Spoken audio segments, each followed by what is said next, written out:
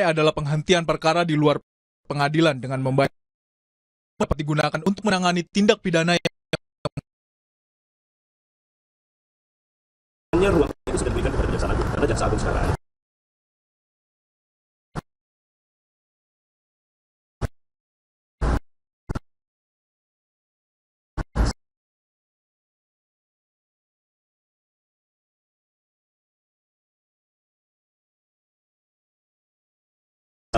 bagaimana aset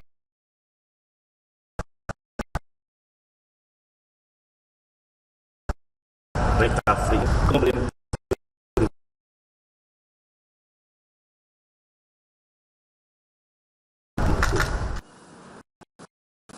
Kejaksaan Agung menyatakan denda damai yang tertuang dalam Undang-Undang Kejaksaan tidak bisa digunakan untuk penyelesaian tindak pidana korupsi. Kepala Pusat Penerangan Hukum Kejaksaan Harley Siregar menyatakan aturan denda damai di Undang-Undang Kejaksaan diadopsi dari UU Darurat Nomor 7 Tahun 1955 tentang tindak pidana ekonomi. Kami kutip dari Kompas.com, Kapus Penkum Kejagung Harley menyatakan, jadi kewenangan itu yang diadopsi di Undang-Undang Kejaksaan itu hanya berlaku untuk tindak pidana ekonomi. Misalnya KPB, cukai, dan perpajakan, bukan tipikor. Sebelumnya, Presiden Prabowo menyatakan akan memaafkan para koruptor yang telah mencuri uang rakyat. Namun Prabowo menyebut ada syaratnya, yaitu mengembalikan uang yang telah dicuri kepada negara. Hai koruptor atau yang merasa pernah mencuri dari rakyat, kalau kau kembalikan yang kau curi, ya mungkin kita maafkan. Tapi kembalikan dong. Nanti kita beri kesempatan cara mengembalikannya bisa diam-diam supaya nggak ketahuan. Kembalikan loh ya. Tapi kembalikan. Saya dalam minggu-minggu ini, bulan-bulan ini, saya dalam rangka memberi apa istilahnya itu, memberi memberi kesempatan untuk tobat. Pernyataan Prabowo untuk mengampuni koruptor memicu polemik, karena dalam berbagai kesempatan sebelumnya, Prabowo sering menjanjikan akan memberantas praktik korupsi, bahkan akan mengejar koruptor hingga ke Antartika. Tim Liputan, Kompas TV. Setelah mewacanakan amnesti bagi koruptor, kini muncul gagasan dari Menteri Hukum Supratman Andi Atas tentang denda damai. Apakah denda damai bisa diterapkan untuk kasus tindak pidana korupsi? Apa implikasinya jika ini diterapkan? Kita bahas bersama anggota Komisi 3 DPR fraksi Partai Kebangkitan Bangsa Hasbiallah Ilyas dan pegiat anti korupsi dari Pak UGM Zainur Rahman. Selamat malam Bapak-bapak. Selamat malam. Ya, saya ke Bapak. Sebenarnya apa sih, kan kita belum awam lah ya, belum denda damai ini. Bisa nggak diterapkan untuk tindak pidana korupsi? Katanya orang ngambil undang-undang jaksa, betul? Terima kasih Mas. Ya. Selamat sore semua. Nah, menurut saya apa yang diungkapkan oleh Pak Prabowo ini, Presiden kita, adalah bentuk keprihatinan bahwa korupsi di Indonesia ini sudah benar-benar menjadi kejahatan yang sangat luar biasa. Ya, extraordinary crime. Saya meyakini bahwa bukan berarti dari ungkapan diampuni.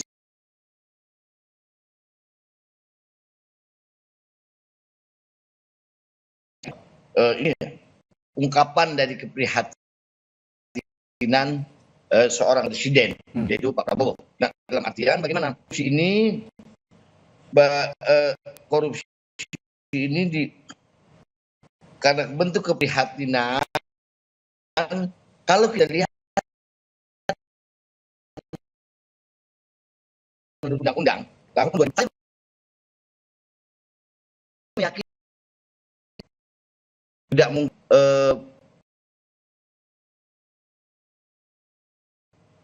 seorang menteri gitu.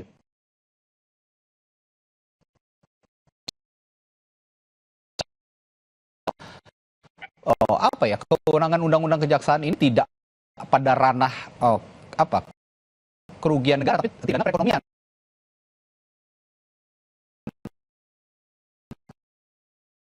Nah, ini sudah dikaji betul belum dengan DPR? Yang soal Ya, itu dia. ya soal korupsi. Betul. Korupsi dengan jelas yaitu di pasal Undang-Undang Nomor 20 tahun 2002 pidana korupsi tegas disebutkan pengembalian kerugian negara tidak menghapus pidana. Ya. Itu nanti. Nah, Nah, itu nanti akan kita lihat ini bagaimana solusinya. Oke. Apa Berarti- yang disampaikan oleh Pak Prabowo kan seperti itu. Oke, ini berarti masih di dalam pembahasan ya, belum putus begitu ya? Dengan pembahasan. Oke. Kalau menurut saya pas pembahasan ini keprihatinan dari kolbu yang paling dalam dari Pak Prabowo bagaimana uang negara ini kembali. Oke. Makanya dari awal saya selalu mengatakan di rapat komisi, setiap rapat komisi dengan KPK, dengan Kapolri, lalu saya pencegahan ini harus diutamakan. Pencegahan harus diutamakan. Harus menjadi primadona Oke. untuk penanganan korupsi. Meskipun kalau misinya untuk recovery aset kan sebenarnya bisa mengoptimalkan undang-undang perampasan aset yang saat ini juga masih mandek kayaknya nih DPR ya, Pak Hasbi. Belum, karena kita kebetulan lagi reses, nanti kita lihat setelah Oke, Dewan baik. bulan Januari. Oke, saya ke Mas Roman. Mas Roman, gimana nih?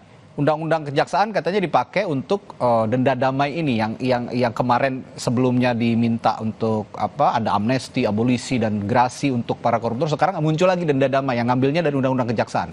Sudah pas apa belum?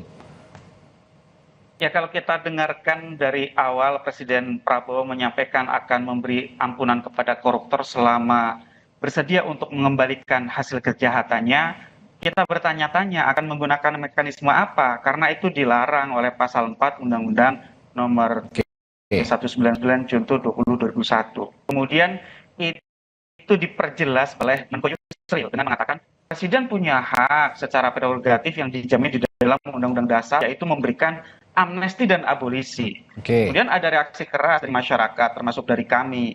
Kami sampaikan bahwa amnesti dan abolisi itu seharusnya tidak mudah diobral, harusnya dikeluarkan khusus untuk agenda-agenda penting seperti menyatukan bangsa pasca misalnya konflik internal. Kalau dalam sejarahnya itu diberikan kepada eksponen GAM atau Fretilin dan lain-lain para tahanan politik. Nah, kemudian muncul lagi dari Menteri Hukum Supratman Andi Aktas. Oh, kita bukan pakai amnesti abolisi, tapi pakai denda damai, pakai Undang-Undang Nomor 11 Tahun 2021 tentang kejaksaan. Di sana ada penghentian perkara di luar pengadilan selama yang menjalani tindak pidana tersebut bersedia membayar denda sesuai dengan persetujuan dengan Jaksa Agung. Tetapi kan kita lihat di dalam undang-undang ini ketentuan denda damai itu hanya diberlakukan khusus dilimitasi antara lain atau tindak pidana ekonomi lainnya yang ini tidak termasuk tindak pidana korupsi. Nah, kalau kita dengar dari awal pernyataan Menko Yusril kemudian pernyataan Menkum Supratman Andi Aktas, tidak ada soliditas. Artinya ini memang ide yang tidak disampaikan berdasarkan hasil kajian yang utuh, yang berdasar dengan hasil kajian sesuai dengan ketentuan peraturan perundang-undangan, sehingga kami sangat menyayangkan ketika di internal pemerintah sendiri belum solid tetapi menyampaikannya kepada publik.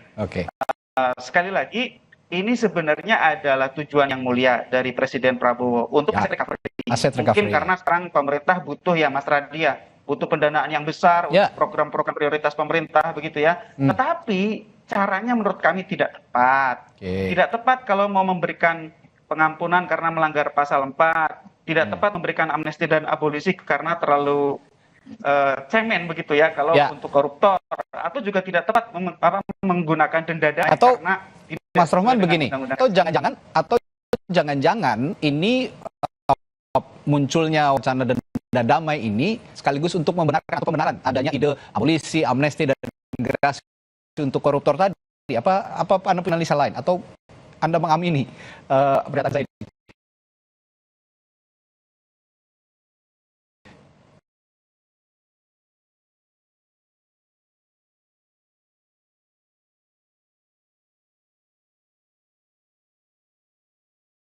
Ya. Lakukan menggunakan jalur apa. Kemudian pandangnya. Saran kami, cara yang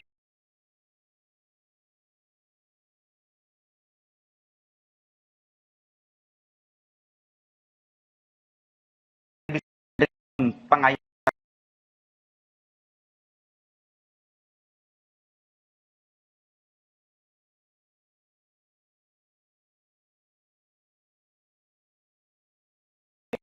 dirampas untuk negara lebih permanen ke depan, sehingga ada penyelenggara negara yang gaya hidupnya glamor oke. jauh melebihi penghasilan sahnya daripada menggunakan jalan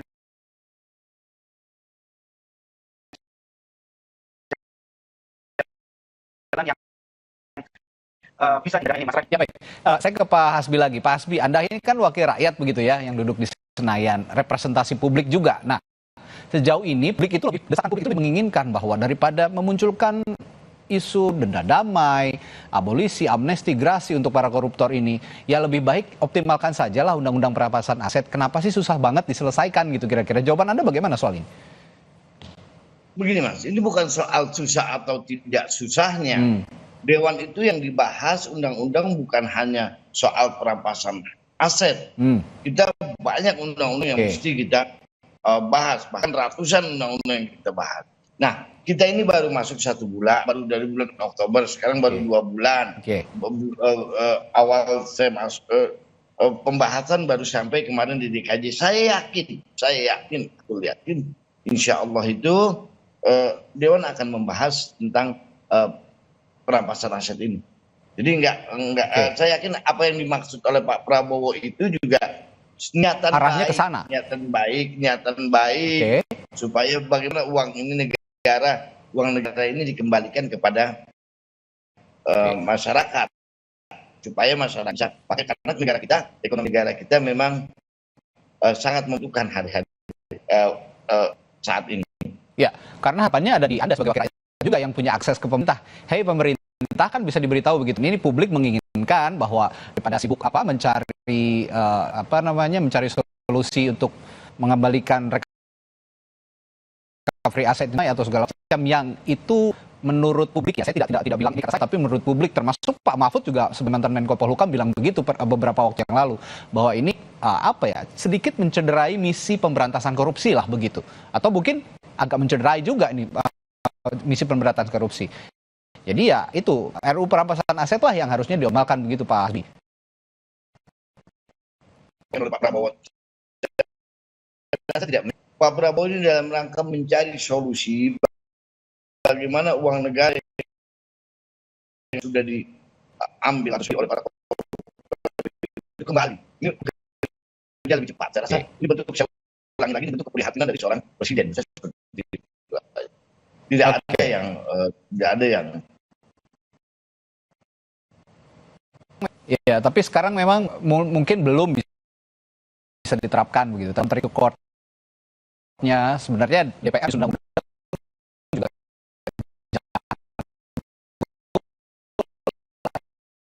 untuk taktik naik aset kan bukan hanya praksi PKB, ini harus ada kesepakatan semua fraksi yang ada di DPR. Oke, saya ke Mas Roman juga nih, soal perampasan aset balik lagi, karena misinya kan recovery aset ya, yang sangat relevan adalah undang-undang perampasan aset. Sejauh ini ya kata tadi Pak Hasbiala tadi mengatakan bahwa sekarang ya bisa saja disisipkan begitu, tapi ya jalannya belum ada menuju ke sana dan kita masih akan cari. Sejauh ini Anda melihat pembahasan RUU perampasan aset, bagaimana perjalanannya? Ya, sebenarnya RUU perampasan aset itu hanya satu dari sekian banyak kebutuhan undang-undang yang dapat mendukung secara efektif pemberantasan korupsi. Undang-undang perampasan aset nanti kalau disahkan itu punya limitasi, punya batasan-batasan untuk bisa diberlakukan. Biasanya karena ini bersifat non-conviction based, itu hanya bisa diberlakukan ketika tersangka terdakwanya itu melarikan diri, meninggal dunia, tidak diketahui keberadaannya. Maka selain undang-undang perampasan aset, kriminalisasi illicit enrichment itu perlu dilakukan melalui undang-undang tindak pidana korupsi. Nah, jadi menurut saya RUU perampasan aset sangat penting. Revisi undang-undang Tipikor memasukkan illicit enrichment itu juga penting. Jadi ada di dua tempat itu, Mas Radi. Illicit enrichment dikriminalisasi di dua RUU itu tadi gitu ya.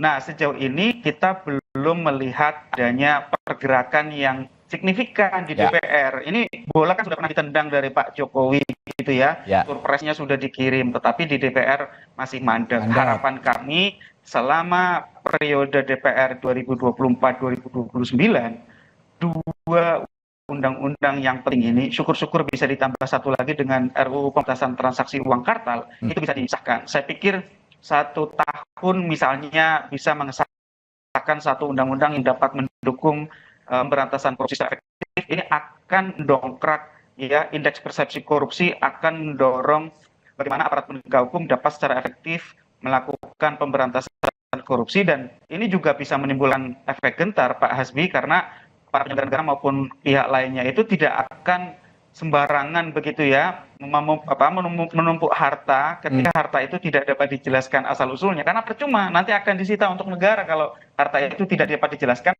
berasal dari perolehan yang sah. Jadi menurut saya pencegahan itu salah satunya juga bisa melalui disahkannya undang-undang perampasan aset maupun undang-undang tindak pidana korupsi yang kriminalisasi pengayaan secara tidak wajar itu. Mas Radhi. Ya, begitu. Memang saat ini yang dibutuhkan ya alih-alih untuk mendapatkan recovery aset, undang-undang perampasan aset lah yang paling relevan. Tambah tadi dari Mas Rohman, tambahannya adalah pemiskinan pelaku tindak pidana korupsi ya. Saat ini yang perlu juga kedepankan untuk pembahasan revisi undang-undang pidana korupsi. Ya, saat ini misinya memang untuk recovery, mungkin pemerintah punya membutuhkan anggaran cash begitu yang keras gitu ya, sehingga ada pembantu pemerintah. Tapi ya itu tadi, kalau kritik Mas Rohman, melalui cara yang lebih elegan ini akan lebih dihormati juga baik oleh publik maupun juga oleh pihak-pihak yang berkait begitu ya. Baik, terima kasih anggota Komisi 3 DPR Pak Hasbi dari fraksi PKB. Terima kasih Pak, sehat selalu, sampai ketemu lagi. Saudara, Sapa Indonesia Malam akan segera kembali dengan sorotan pantauan terkini arus lalu lintas libur Natal dan Tahun Baru dari berbagai daerah hadirkan. Tetaplah di Sapa Indonesia Malam.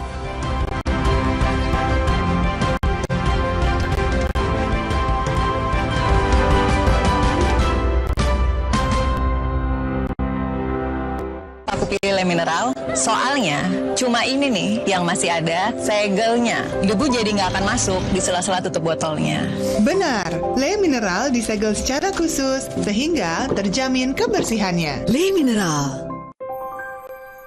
물라이 두알리마, 칼슘, 콜라겐,